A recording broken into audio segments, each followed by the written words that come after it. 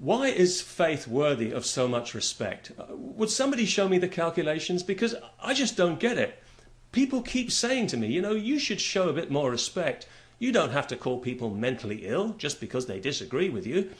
Well, it's not because they disagree with me that I call them mentally ill. It's because of what they believe about reality and, more importantly, what they want to do with those beliefs. I mean, if that's all it was, just a belief, well then I'd have no problem giving religion all the respect it wants. In the same way that I respect a person's dress sense or the decor in their home, even if I found it tasteless, I would respect them enough not to say so. But religion is more than just a belief. Religion wants to impose a universal morality, which is why it has always attracted the kind of person who thinks other people's private lives are their business. And giving respect to this mentality is exactly what's got us into the mess that we're in.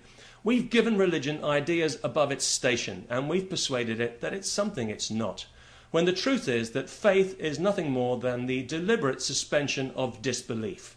It's an act of will. It's not a state of grace, it's a state of choice. Because without evidence, you've got no reason to believe apart from your willingness to believe. So why is that worthy of respect any more than your willingness to poke yourself in the eye with a pencil?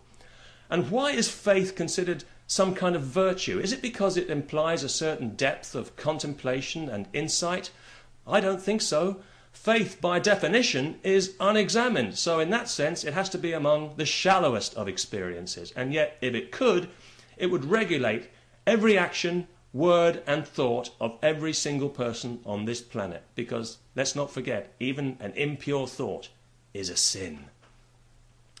Well, I think that belief in God is an impure thought.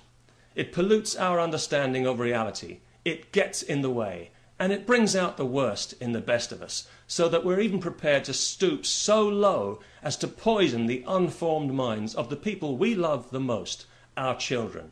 By the time they're old enough to think for themselves, it's too late. They've been well and truly hypnotized. I'm sorry, but there's no nice way to say this. If you fill your child's mind with images of Satan and the horrors of hellfire, you're a sick individual, and you are mentally ill. And the only reason you don't know this is because you've been indulged for far too long by people and institutions that really ought to know better. The truth is, your beliefs are infantile. Your scriptures are lies, and your gods are illusions. And I can say that with all due respect, because no respect is actually due. And besides, anyone who has to demand respect automatically deserves ridicule. If you deserved respect, you'd already have it. You'd be rolling around in it like a televangelist in other people's money. No, what you deserve is mockery. But I'm a reasonable person, and I want to make an effort, so I'll tell you what I'll do. I'll respect your beliefs for as long as I can keep a straight face while thinking about them, which should be about half a second. But beyond that, I'm afraid I can't promise anything.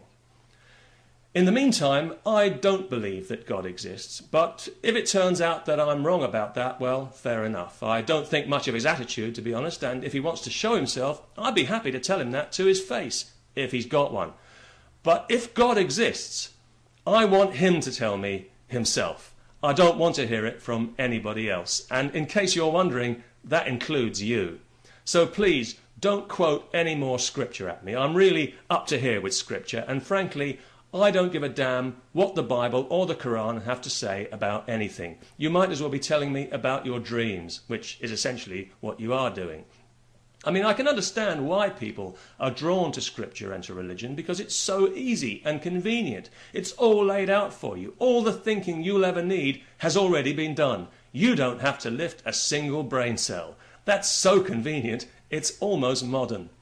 But what you've got to realize is that believing a thing, no matter how strongly, doesn't necessarily make it real. I mean, you could be hypnotized into believing that you're a chicken, but you can't reasonably expect other people to share that belief, at least until they see a few eggs. And that's the bottom line here, evidence. If you show me a few eggs, then I will believe that you are a chicken, or a Christian, or a Muslim, or whatever the hell it is that you think you are. But until then, please don't tell me not to mock your beliefs. That's like telling me not to laugh at your toupee. It just makes the damn thing even more ridiculous. Peace to everyone, and may you get all the respect that you deserve.